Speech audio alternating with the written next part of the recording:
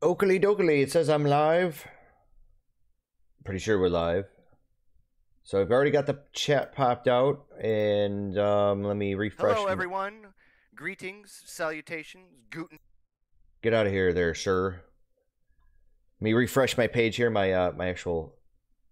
There we are. Okay, so we are live. So I always keep like my browser tab open for my main page, and then just refresh it to see if I indeed am live, if it's displaying that I am live, and it is in fact live. So fantastic. So good afternoon, everybody. Welcome back to our stream here, playing some Grim Dawn. Last night was, well, sad face. Yes, we died. It was not a big surprise. I kind of figured it was going to happen. Like, as a matter of fact, I knew it was going to happen, and it was just really a matter of when it was going to happen. And I kind of figured, you know what, early on is good enough for me. So that means we can pretty much just start off, and I don't have to feel like a big jerk for it. So we're gonna do that. We're gonna be doing some more hardcore veteran Necromancer fun, but we're gonna be restarting here. So let's create a new character. We want hardcore veteran female. We're gonna call you Bone Thugs.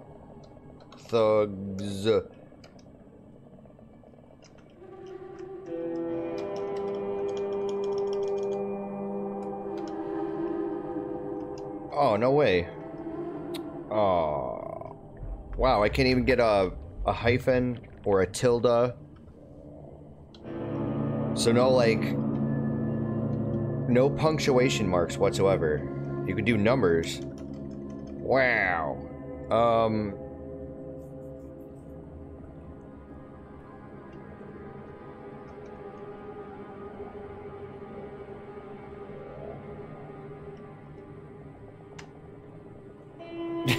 I don't know. I mean, what should I do? I mean, we'll just do it like this. How about this? Both thugs in cacophony. Yuck, yuck, yuck. Yeah. So we're going to be playing as a new character here. And we're going to make her into, like I was saying, a Necromancer. As far as our secondary class, I have some ideas in my head. I don't think we're going to go as a Kabbalist. We're not going to go down the occultist path this time. We're going to try something else. And I'm thinking shaman. We're going to skip the beginning cinematic. The beginning cinematic. Because we already seen it. Still drawing breath. He's And we will not be taking our time through all the different whatchamacallit, the dialogues. Because we already covered that in the initial few episodes. So I'm not going to do it again. Just go ahead and scroll through them. Although, you know, as far as the precise moment in time, like where we left off in the story, I'm really not entirely sure. The only reason why I bring that up is just because, you know, I want to pick up where we kind of left off. We want the glowing in your pocket, so we can get the Willow of the Wisp. And then... You know, I should probably turn off all of these tutorial pop-ups. Don't really think I need them anymore. You're not looking to the bodies of the... You will need to... Okay, we'll get our first quest. Come over here and talk to Kaspersky or you must Kasparov. So anyways, I was looking up different builds, and I'm thinking we may end up going a Necromancer Shaman, which will produce a Ritualist. And I know when I was initially looking up, like, pet builds, about, like, you know, what were the actual combinations out there that can be, that could produce viable pet builds. I know that that was one of them, was the Ritualist. And I forget what the actual combination between Occultist and Shaman is called, but that's another one.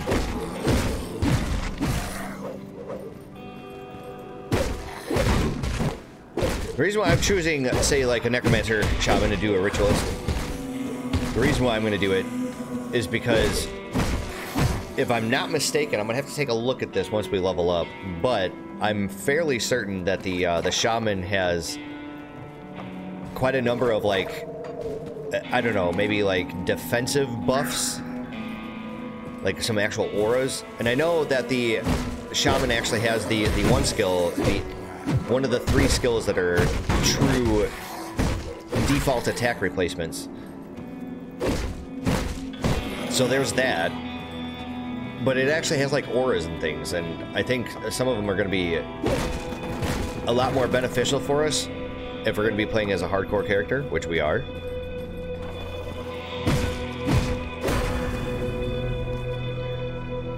So we are going to choose a Necromancer, but we're going to take a look at the Shaman tree here for a second.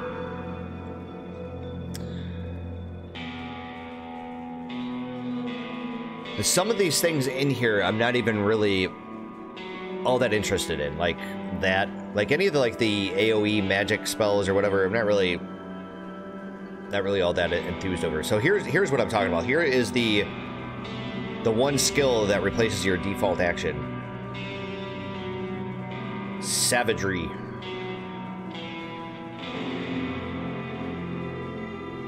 Grasping Vines.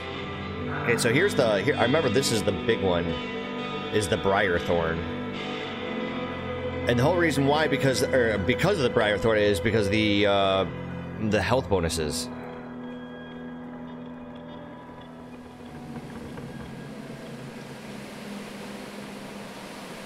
Only one Briar Thorn can be summoned at a time, and it scales with pet bonuses. I don't understand why is this thing so good? I mean, it's just a big, beefy, tanky thing, right?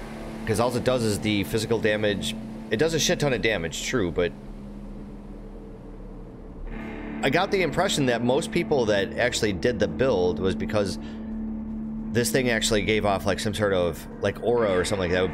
Basically, it was like a defensive pet, or like a pet that would actually just have, like, you know, buffs and stuff on it, that would buff out like the rest of your party. But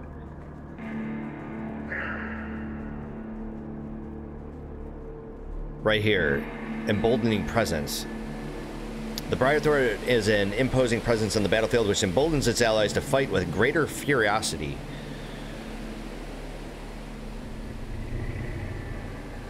Interesting. Okay. And this is one of those toggling skills. I know that the shaman actually has some, whatchamacallit, some auras. But as far as like some of these other things, I know Wendigo Totem was one of the things that we were going to definitely want. Because if I'm not mistaken, it's like a type of skill where you place the actual totem in the ground and it affects like a certain area, right? It lives for 12 seconds. I don't know, but anyways, you know what? We'll investigate that in time. Right now, we are going to deal with our Necromancer. And we're going to definitely want the beefiest skeletons I can get my hands on. I definitely learned a lot from doing the last campaign and some of the test runs that I've done. And I think that, you know, I've come to the conclusion that... Let's see here. Okay, so we got the best armor. I've came to the conclusion that you absolutely positively want to beef up your skeletons, but you also want to, like, be putting at least one skill point per level into mastery. And I'm kind of tied between actually doing, say, 2 skill points into mastery and the 1 into the skeletons, or the other way around is just putting the 1 skill point into the skeletons and 2 into mastery. Because I kind of want to, like, actually grow the mastery a little bit too. Because we're definitely going to want the other skills. What is it? Undead Legion and Will of the Crypt. And I'm thinking maybe we should actually prioritize the Undead Legion a little bit more. And I'm going to have to look this up in Grim Tools and find out the exact skill levels that you need to have where you get the increase to the summon limit. I think the final one, the +5 to skeletons, I think that's the last skill point that you're going to be putting into it. And you do get additional skeletons, by the way, once you actually level it beyond the ceiling. And the only way you're going to be able to do that is if you have the plus the skills gear, which we're hoping to actually get at some point in our campaign. But you know what? Like, I really absolutely positively need to play cautiously. So I think we're going to actually prioritize like resistances and pluses to health. The things that we like usually take for granted.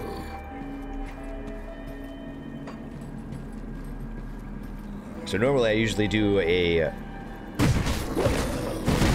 counterclockwise kind of toward the map. But I think right now we'll just do a clockwise. Nice. Also in this campaign, I'm not going to make the mistake of actually equipping a two-handed firearm. We're going to go with the one-handed, but if I'm not wrong, I think I'm not wrong, is that the shaman has a skill that's directly related to equipping a two-handed firearm. Yeah. I'd really hate to go shaman and not actually utilize something like that.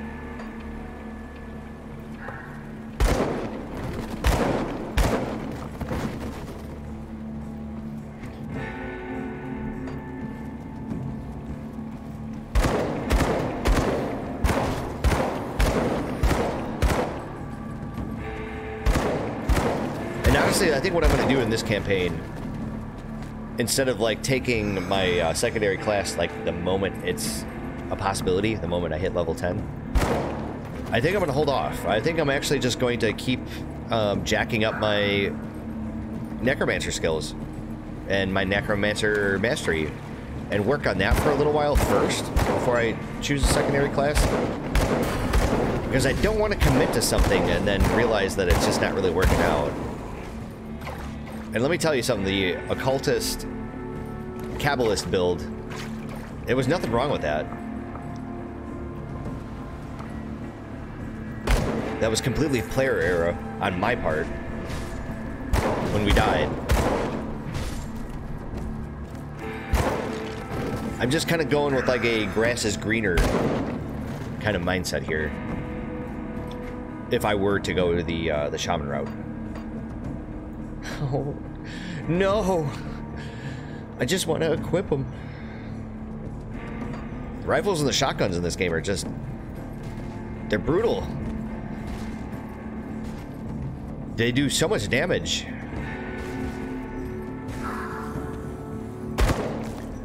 But I'm really... can't wait till I get to the end game to find out if, you know, just doing regular melee attacks is even worth anybody's time.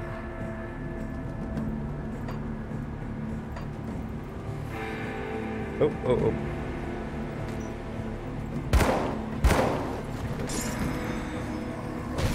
And as far as some of the other aspects to my previous campaign, to last night's campaign, and my whole kind of reluctance to use components and just kind of hoard them, I think we're going to continue to do that.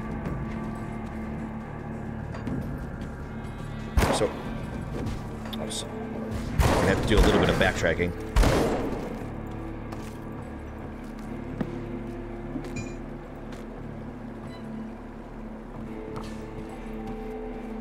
You know, something that I'm really curious about is that the only other character on my account was the Necromancer that died. And I definitely put a couple of pieces of gear inside the shared stash. So what ends up happening? Does not all that gear just kind of disappear, or is it still going to be technically there because the character still technically exists on my account? Because I put some gear inside the shared stash tab before, and then just straight up deleted all the characters on my account.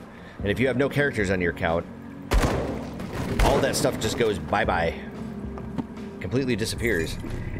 And I'm not sure if the way it works is it'll just completely disappear if you have 0 characters on your account, or if, say, like, we take Bone Thugs here and I place an item in the shared item stash, in that tab, and then I delete this character, and because those items are directly tied to this character, even though they're in the shared stats tab, that they would disappear unless I, you know, grab them with another character, right? I don't know if it's character-based or if it's account-based. I'm not sure. But it kind of creates a unique scenario that like the one that I'm facing right now, where I still technically have the character even though she's dead. What happens to the items in the shared stash tab?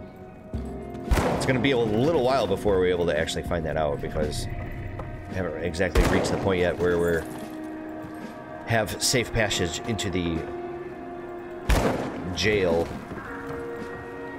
Yeah, because we got to go and deal with all this nonsense all over again.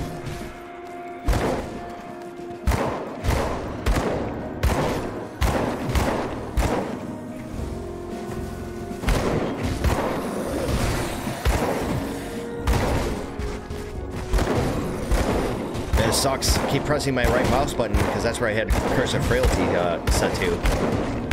Well, so much for that. Okay, so this boss, I just don't understand it. I don't understand the way the AI works in this game, because my skeletons were straight up attacking this thing, and then I was just attacking all the random skeletons that are these zombies that are walking around, right? The boss was targeting my pets, but the moment I started shooting the boss, he immediately stops paying attention to my pets and guns after me. And I swear to God, there's got to be a hidden threat value in this game. I mean, there has to be anyways, because the gear that actually has some kind of reduction in threat or actual addition in threat, like for instance, there were the 2 skills in for Blight Fiend here. Generates additional threat, and unfortunately there's not a numerical value to it. So I think the way it works is that your pets only generate so much threat with their attacks, but the moment I attack just with a melee attack, it has like a default threat value to it. It has to. It's the only way I can explain this. There's just no other way to justify it. I think we're gonna keep our current helmet here. Let's see here.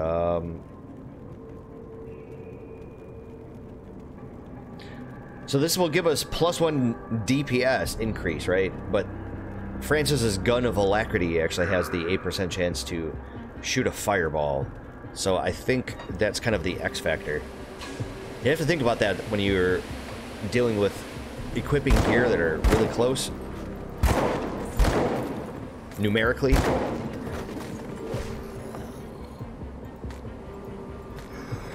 Whether or not like certain pieces of gear actually have certain modifiers on them that are kind of a little bit worth, or excuse me, worth a little bit more than what the numbers actually indicate. And I know an 8% chance is pretty low, but I mean, it's not impossible. You know, in our previous campaign, I remember there was like a little boat over here, a little rowboat that took us to a little tiny island that had a trapdoor that we couldn't open. That I Googled and found out that it was actually related to a quest much later on in the game.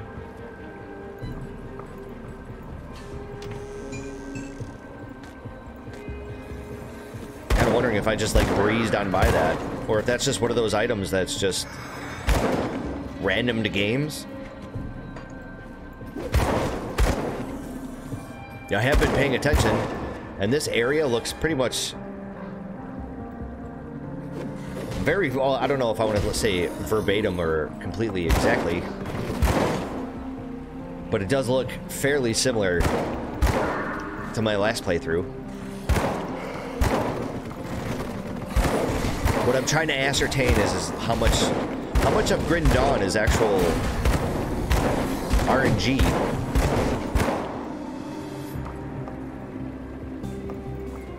Like, how much of this game may or may not be, in fact, procedurally generated. I'm just curious. Got a couple pieces of lore here. I've already read those in the prior attempt, so we're not going to go through those again. So if I'm not mistaken, I believe the little rowboat was like down here somewhere here, and I don't really feel like walking all the way down there, but I would like to say that I'm really curious. And not only that, but there was that like secret in my prior campaign that was like right over here, right, with the dynamite. You know what? What the hell? Let's actually go back there and investigate this. This is going to bother the hell out of me. It's worth exploring anyway, since this is going to be all part of the same campaign, or I mean, excuse me, the same playlist anyways, same grouping of videos on YouTube. So I guess for posterity's sake, yeah, there we are. Yep.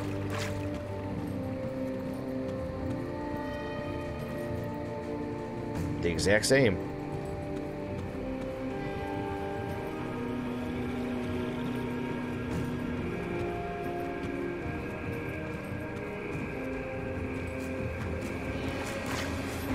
So it'd be fairly rhetorical to say that the rowboat should be exactly where it was the last time. And since we already made the little countrified Sunday trip down here to the southern portion of this region, we might as well actually go the extra distance here to really put the theory to the test. I mean, I suppose. Okay, so it's not over here.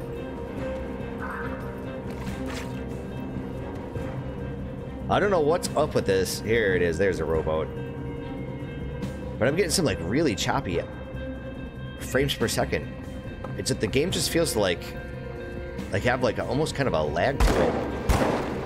All right, these guys are a little out of my my level range here.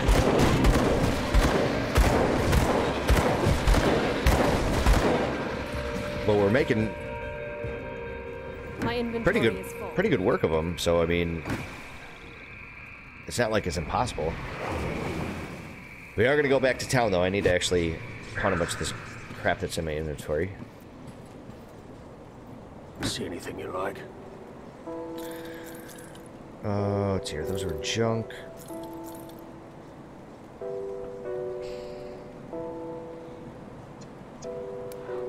Oh yeah.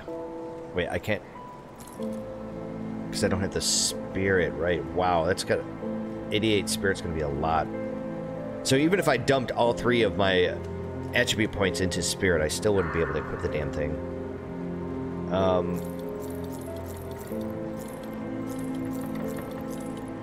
So we're just gonna sell everything else. This helmet was not good.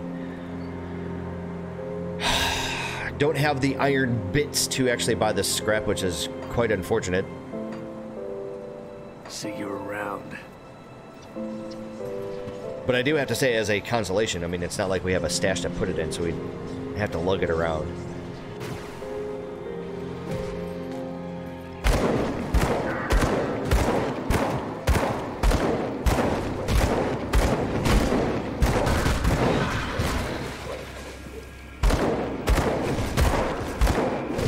Oh shit, I'm gonna get overrun.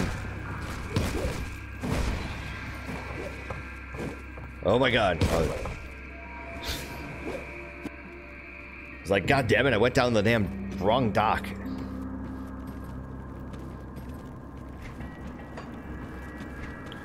There was the one place with the untouched meal. I probably should consume it.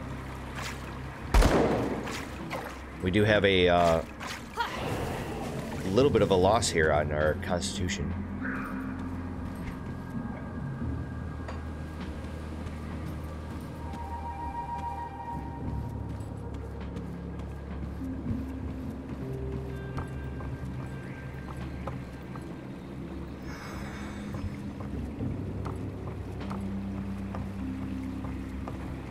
You know, something I should probably test is the maybe go through this area again on my own without the ethereal reshade and see if that actually improves anything, because I'm wondering if that's actually bogging this down.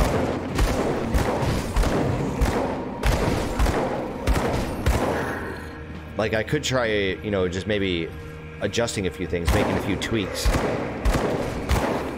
and seeing if that improves anything. Don't really want to do it right now since we've already kind of like started the stream.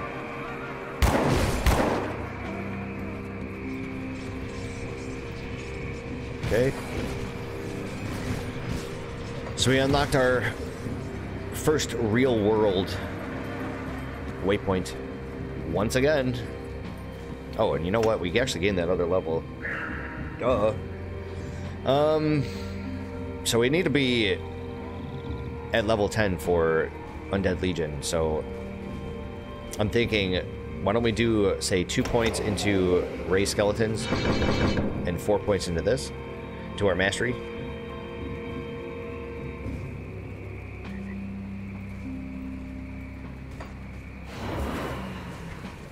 And then we will go to the right.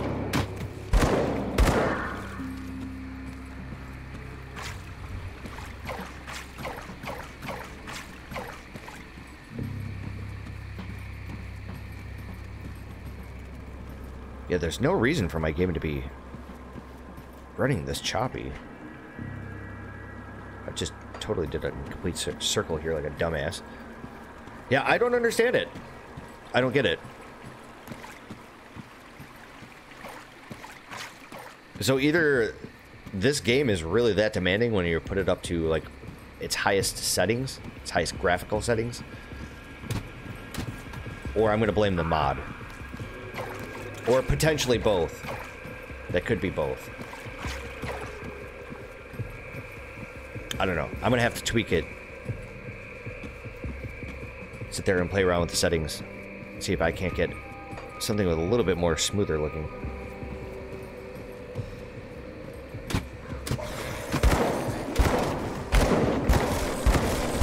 And again, just like our previous attempt,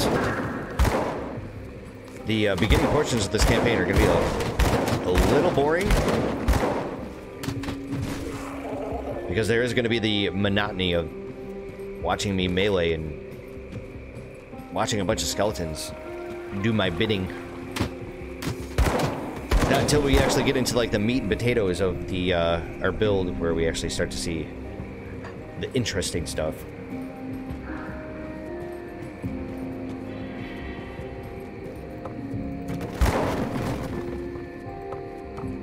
Ah, yes, Mr. Faldus.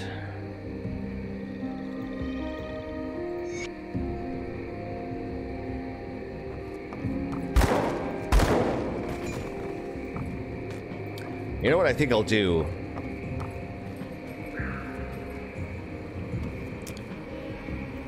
What I'll do is, when I go take a break, I think what I'll do afterwards is that I'll figure out how to take a ethereal reshade off, and then we'll just straight up reboot the game. Load up our game, just kind of wander around, maybe kill some stuff. And kind of going from there, seeing what the haps and the craps is. I think that's what I'll do. That's probably the best course of action, because I don't really want to, like, disturb the stream as it is at the moment.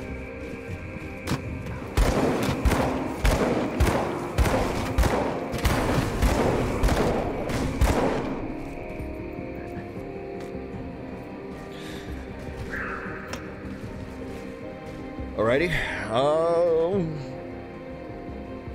Damn it, I really loved... You know what? Just put the one there. 2 in mastery.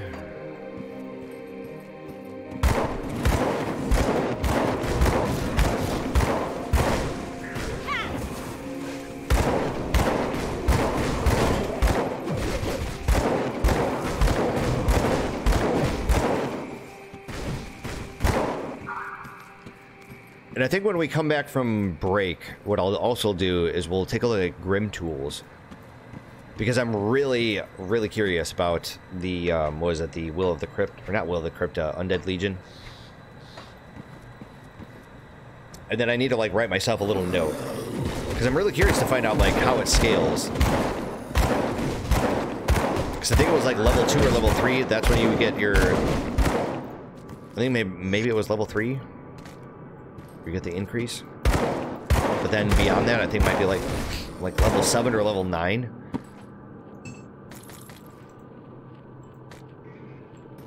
Kind of need to know these things anyways, because, you know, if I'm really trying to bank on getting additional skeletons, Then I need to know how many points I need to actually keep aside so I can allocate them all at once instead of just doing a piecemeal.